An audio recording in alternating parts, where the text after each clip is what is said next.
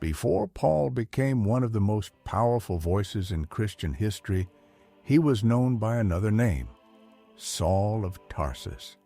A man of status, intellect, and authority, Saul was a devout Pharisee, armed with religious zeal and an unshakable belief that he was serving God by hunting down followers of Jesus.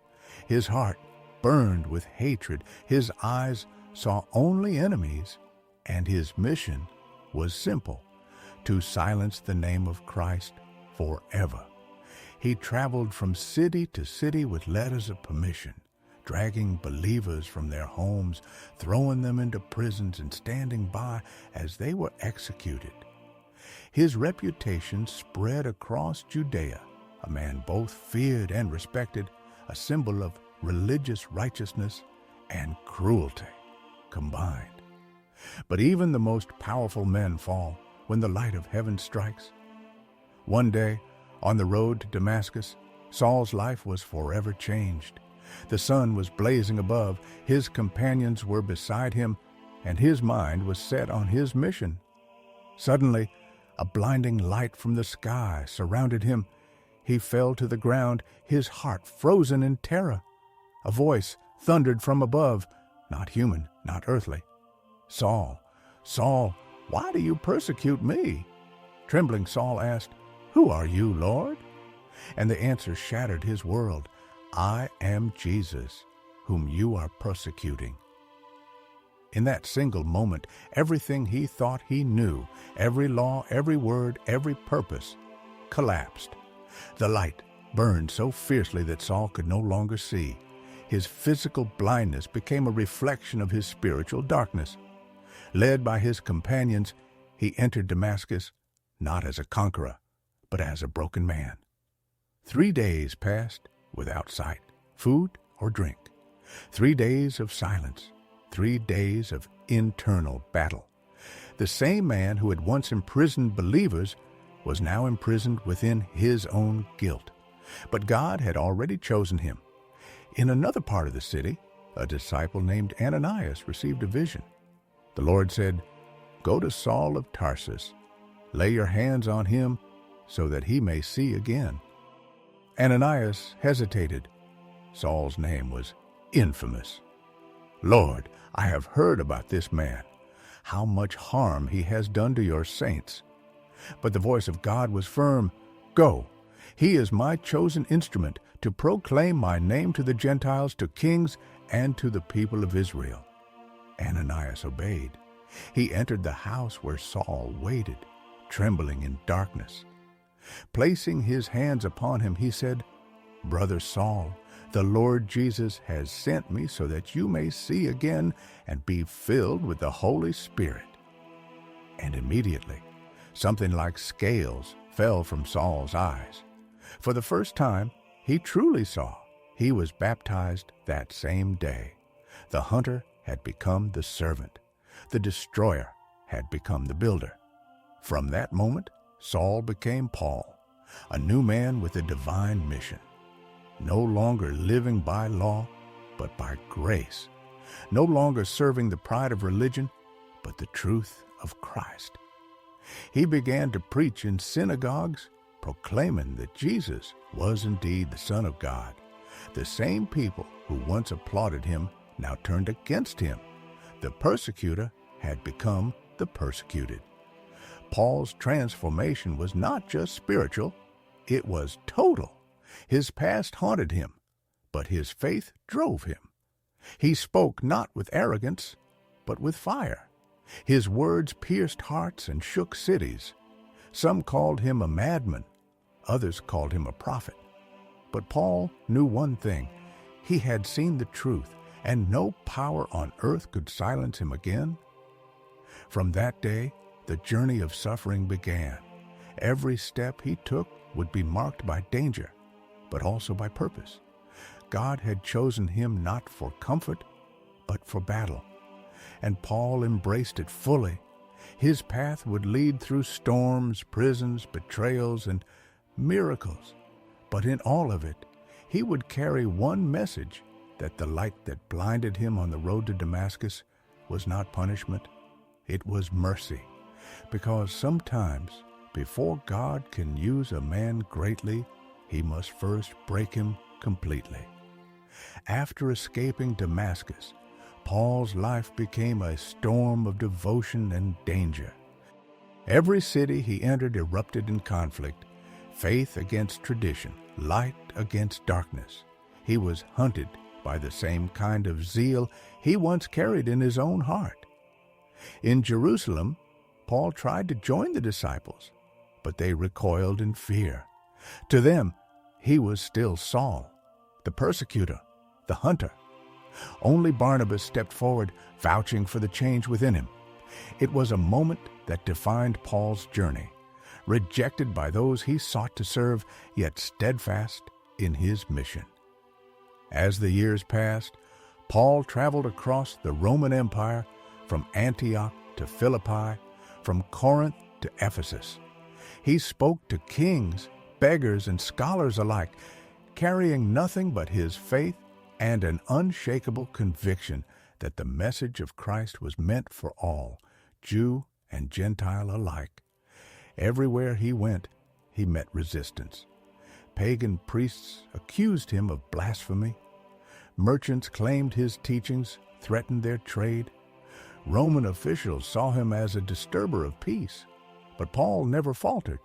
His words cut through the lies of idols and the corruption of empire like a sword forged in divine fire. In Philippi, he was beaten and thrown into a dungeon. In Thessalonica, he was driven out by mobs. In Lystra, he was stoned and left for dead. Yet, time after time, he rose again. There was something unearthly about his endurance, something almost beyond human, as if every scar he bore drew him closer to the Christ who suffered first. One night in Corinth, while the city drowned in noise and sin, Paul prayed for strength. "Lord," he whispered, "not my will, but yours." The air trembled, and in that quiet chamber, he felt the voice of God move through him like thunder wrapped in light. "Do not be afraid, for I am with you."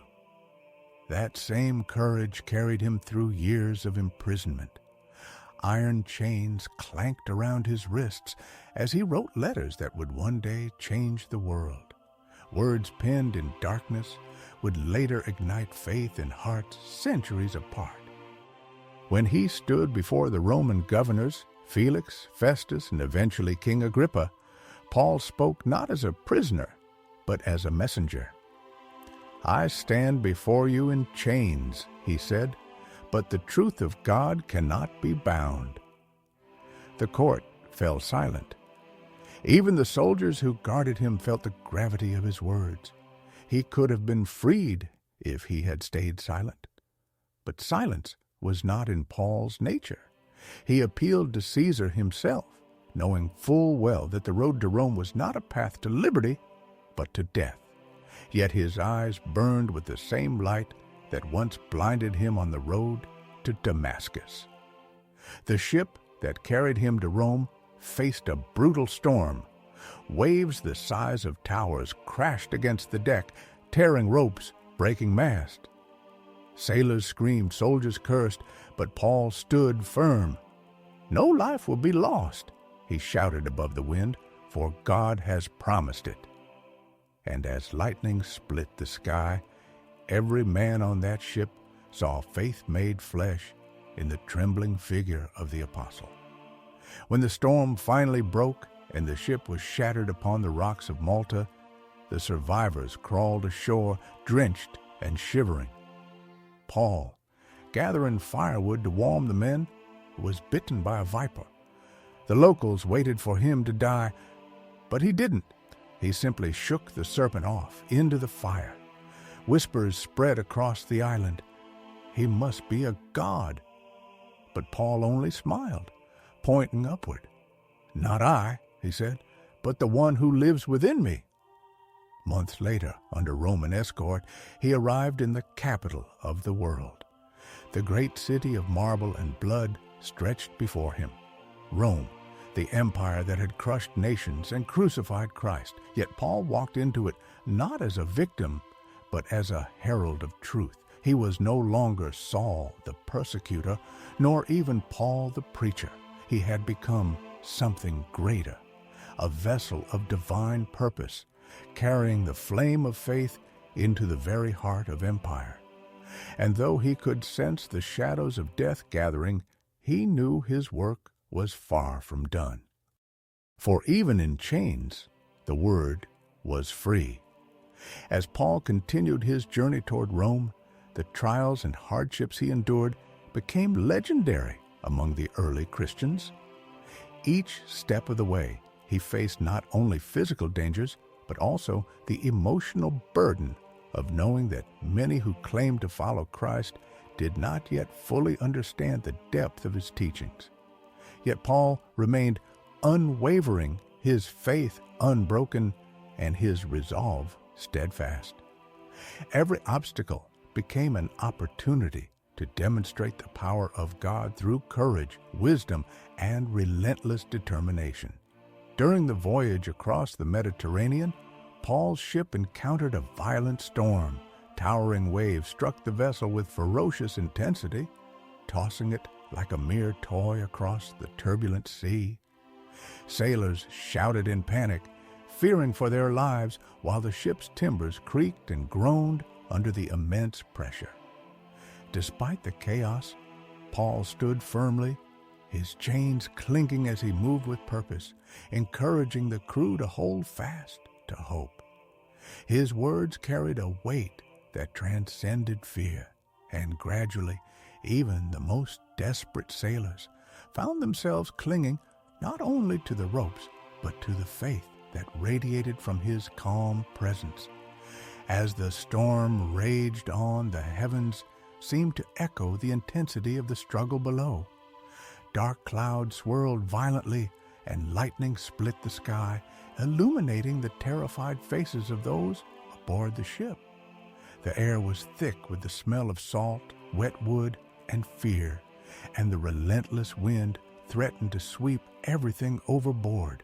Yet Paul's voice rose above it all, steady and unwavering, invoking the name of the Lord and reminding everyone that divine providence was not absent even in the darkest hour.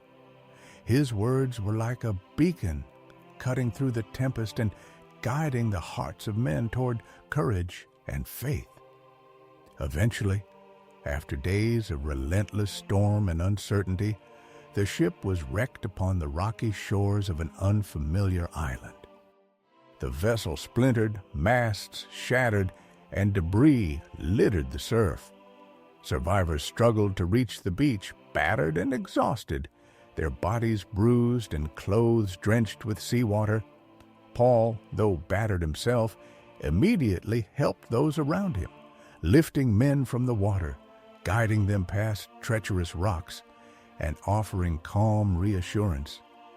Even in the face of personal danger, his thoughts were of others, his actions embodying the compassion and divine strength that had defined his ministry. On the island, Paul and the surviving crew were met with both curiosity and caution by the inhabitants. These locals, witnesses to the miraculous endurance and unshakable calm of the apostle, observed him with awe and suspicion. Paul, undeterred by the wary gazes, tended to the injured, gathered firewood, and prepared shelter. Each movement reflected both human skill and divine guidance, as if God's hand were upon him, ensuring the safety and well-being of all in his care. As Paul bent to gather wood for a fire, a venomous viper leapt from the pile, sinking its fangs into his hand.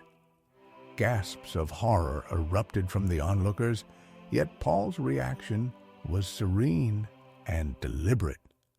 He shook the viper into the flames without hesitation, its body writhing and burning. This miraculous act left the villagers awestruck, and whispers spread quickly through the crowd about the divine protection surrounding the apostle. His calm demeanor, unwavering faith, and miraculous survival became a living testament to the power of God and the divine mission entrusted to him. The islanders, deeply moved by Paul's resilience and the evident signs of God's presence, began to gather around him, their expressions a mix of fear, reverence, and curiosity. Paul, ever humble, spoke gently of God's love and the teachings of Christ, sowing the seeds of faith among people who had never before heard such words. The rugged landscape of the island, the crashing waves, and the lingering storm seemed to emphasize the miraculous nature of his endurance, creating an unforgettable tableau of divine providence in action.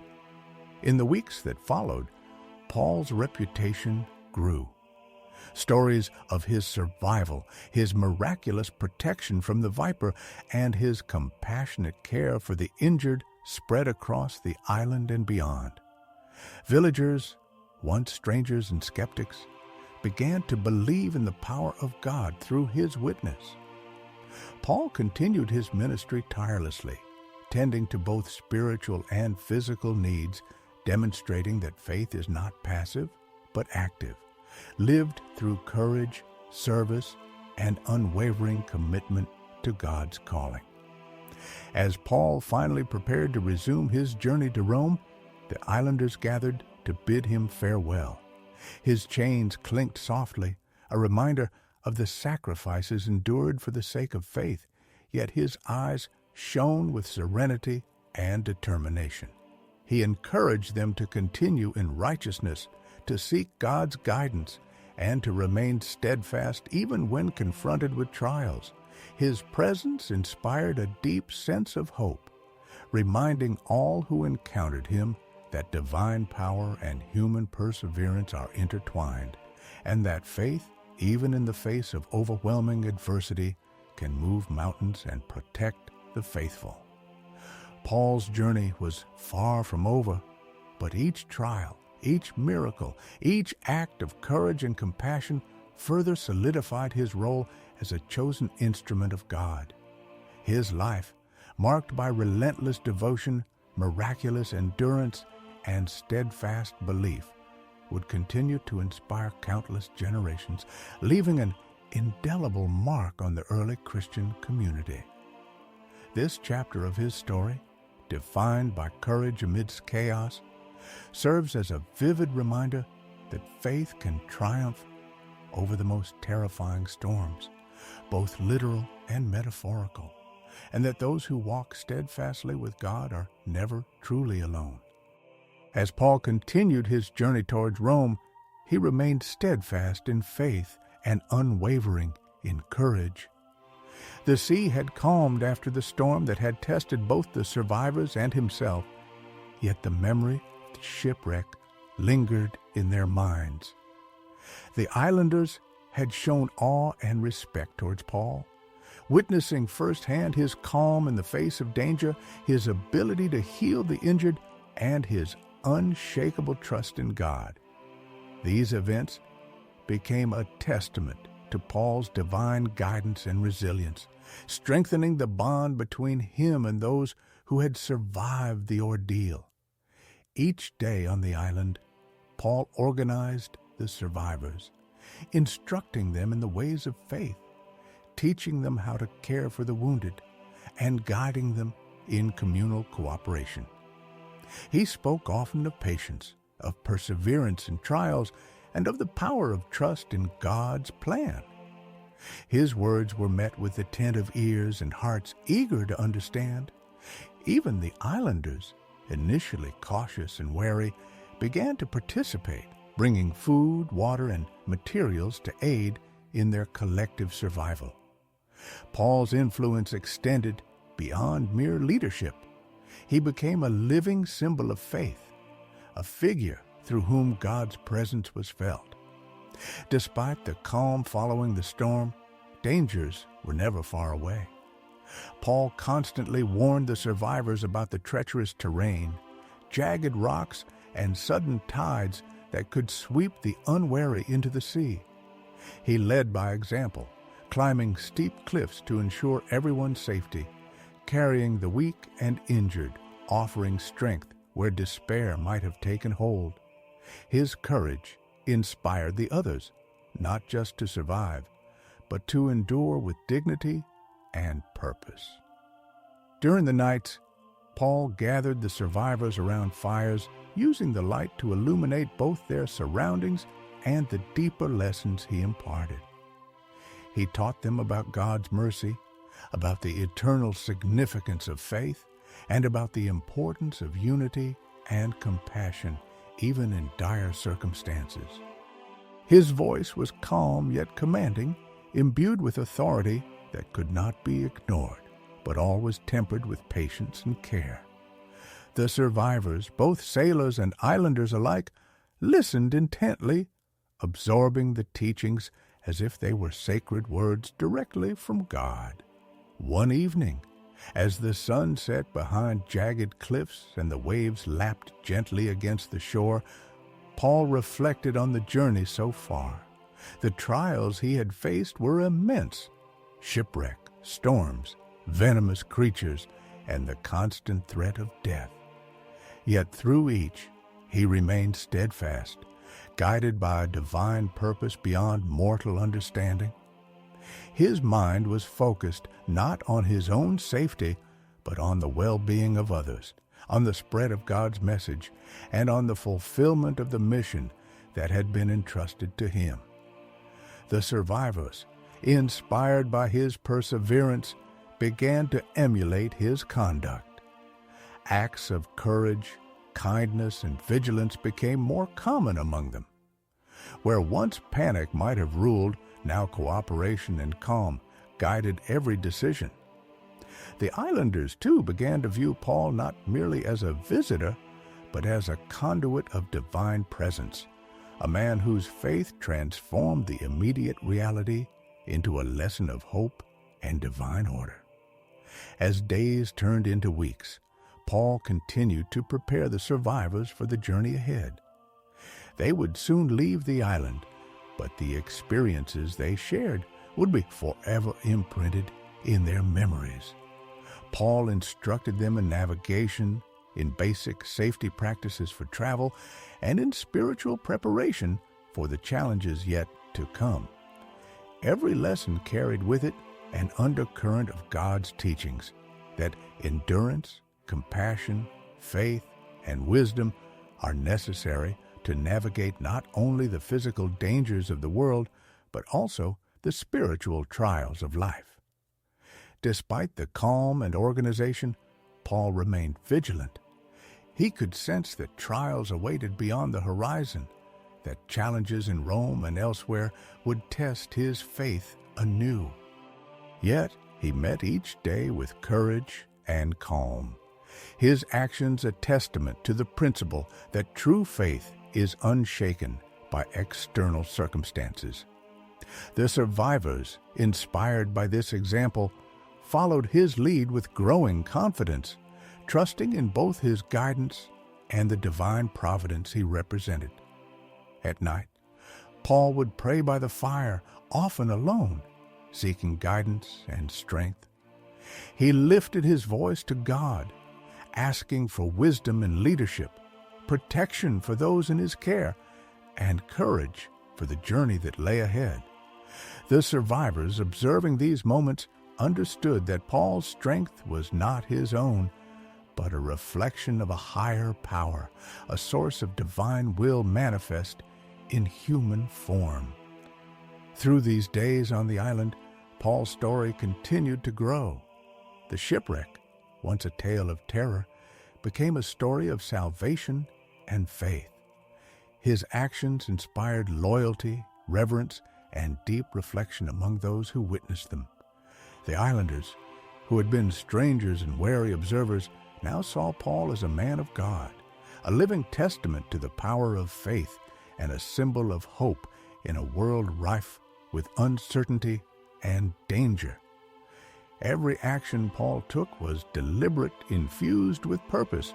He ensured that no one was left behind, that every survivor, injured or otherwise, received attention and care. His teaching extended beyond words. It was embodied in each act of courage, patience, and compassion. These lessons, lived out in real time, left an indelible mark on all who witnessed them. As the fourth part of his journey concluded, the narrative of Paul on the island solidified as a story of resilience, faith, and divine guidance. Though challenges persisted, Paul's presence transformed fear into courage, chaos into order, and despair into hope.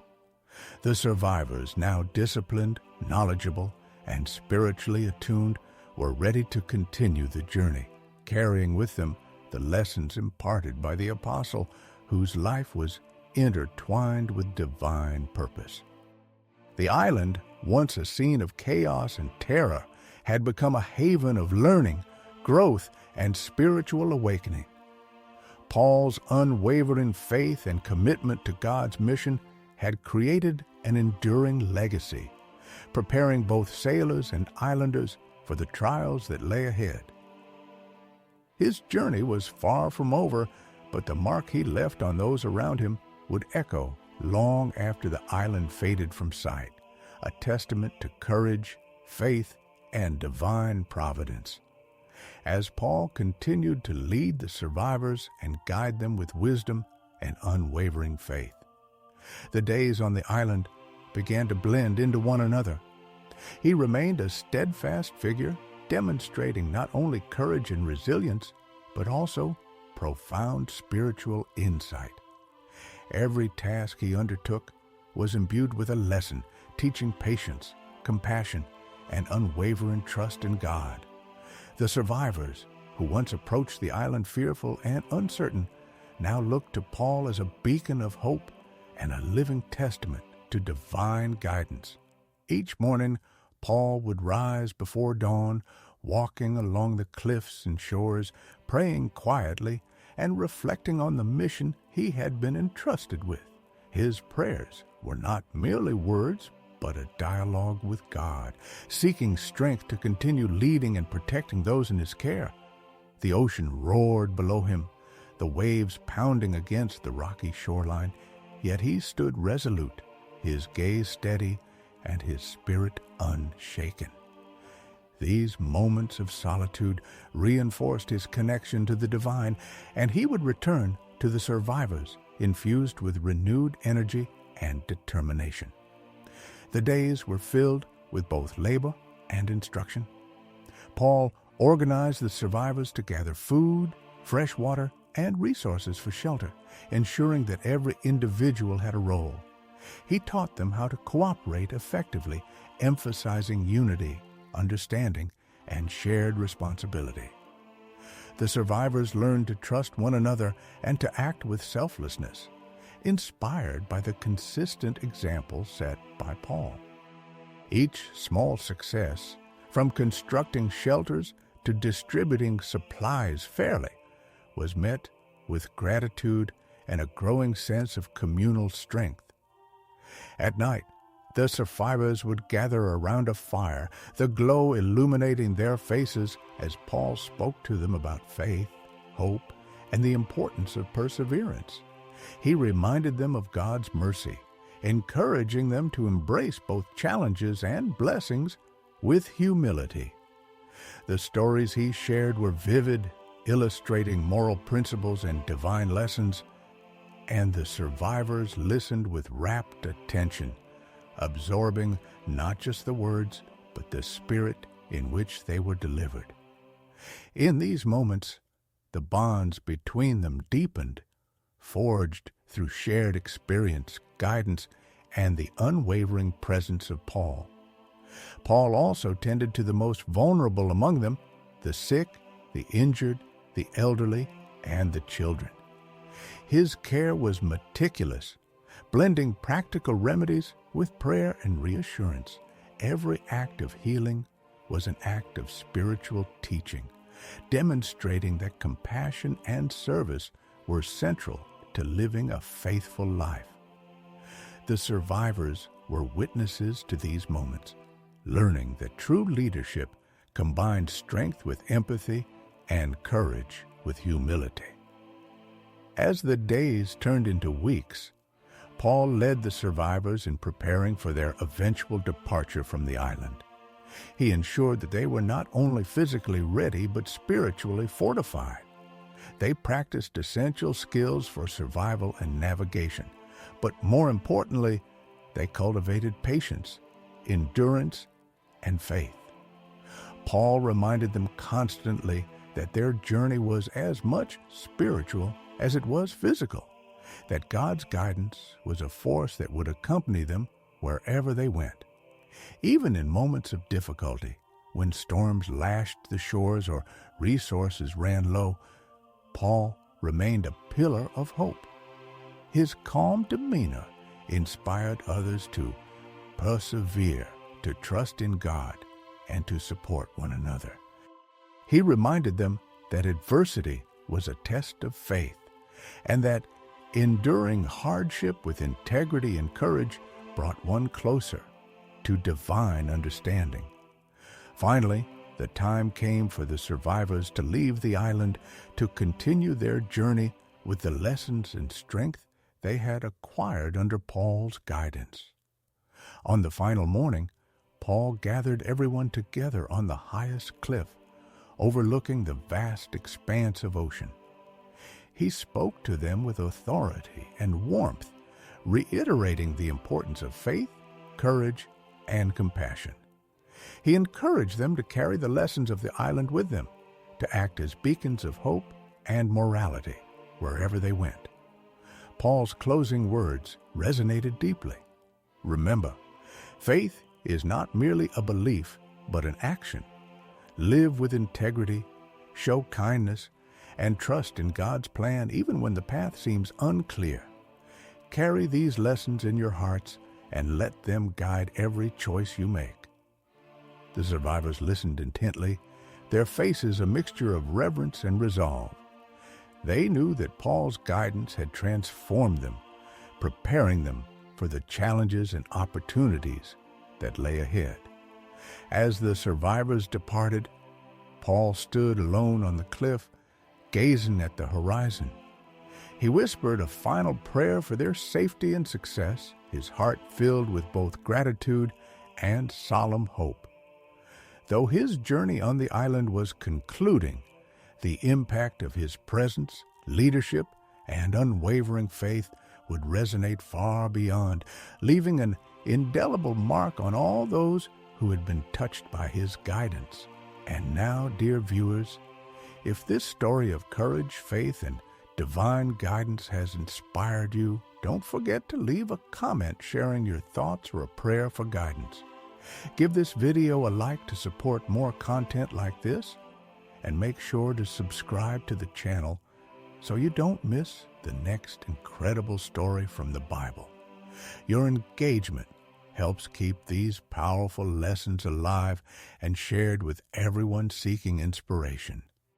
Let us know how this story touched you, and may it strengthen your faith and courage in daily life.